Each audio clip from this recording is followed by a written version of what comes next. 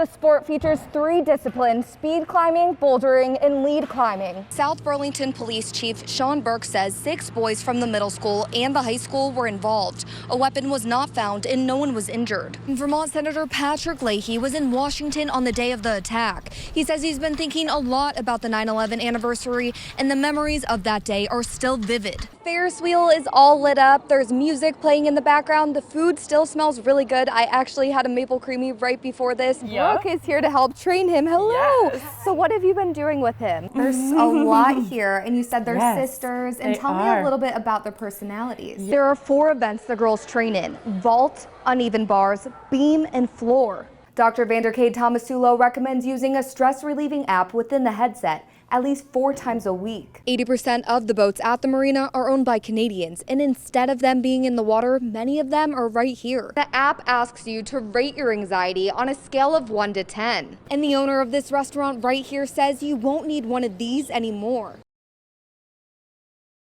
Times are changing in Brattleboro. Norma Hardy is Vermont's first Black female police chief. She was sworn in on Wednesday. I hope to bring the Brattleboro Police Department to be known as an exceptional department. Chief Hardy has 26 years of experience in law enforcement. She admits there were gender obstacles along the way. When I joined the Port Authority Police, there were not a lot of women, so making men, other officers feel confident in my abilities to be a police officer. And some being a Black woman. Sometimes men, the officers would make certain statements that I didn't feel that they were facetious about it. I just felt that they just they didn't have the knowledge that might not be the right things to say. How do you feel knowing that young girls could look up to you and see you in this role? Oh, absolutely. I love that.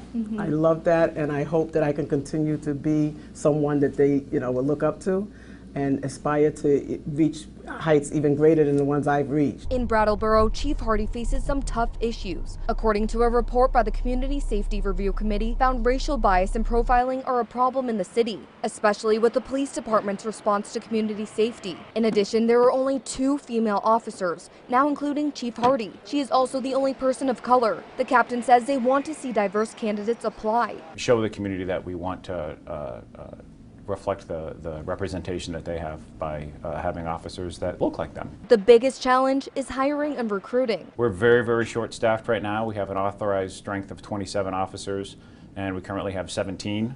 That includes the recent hire of Chief Hardy. Chief Hardy says she wants to be a part of the community and wants everyone to feel safe. Whether it's approaching us or us having to approach them, to not feel that they will be abused or harassed, and that they can trust us.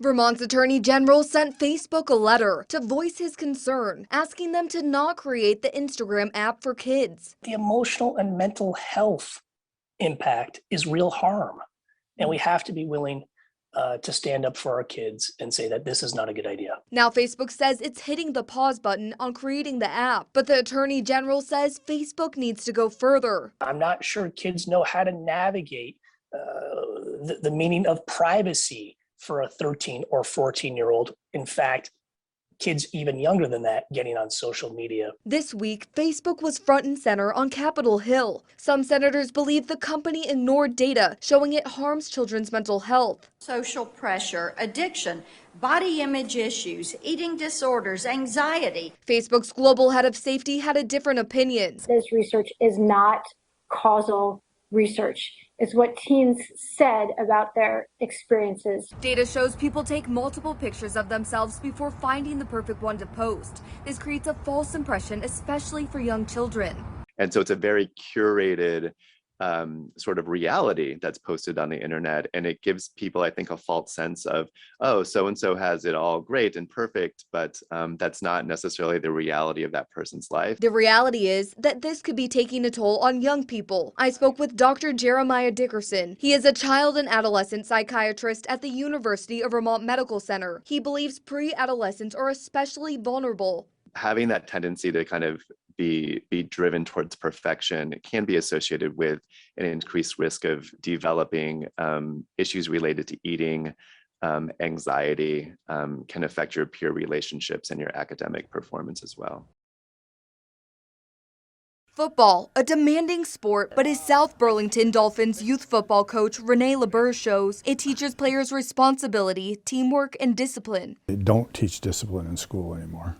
And without discipline, you cannot be successful in almost anything. Coach Renee is a finalist for USA Today's Best of Humankind Awards, honoring those who show kindness and compassion in what they do. He tells me the nomination was a surprise. Quite truthful, I couldn't even talk. I thought the guy was scamming me when he called me. Doug Johnson is the one who nominated Coach Renee. Johnson's late son Chris played for the coach, and he says Renee supported his son through his struggles. My son had gone through a difficult time.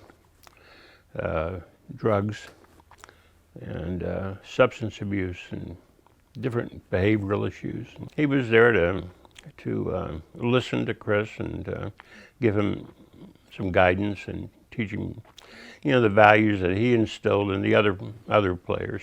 What message do you hope you instill in your players? To believe in themselves. Because most young people don't believe in themselves. One player told me Coach Renee has been a mentor on and off the field. Anything I need, he's always there, so I know I can always rely on somebody. Javin Sears played for Coach Renee in 7th and 8th grade. He's just a mentor in all areas, like not even just football, so it's almost like a life coach. Coach Renee has spent more than 5 decades teaching his players. This biggest lesson of all, no matter if you win or lose, always have pride. Be responsible of yourselves. That's what pride means, personal responsibility for individual daily effort. You do your best every day. You get better and better. Dana Casullo, Local 44 News.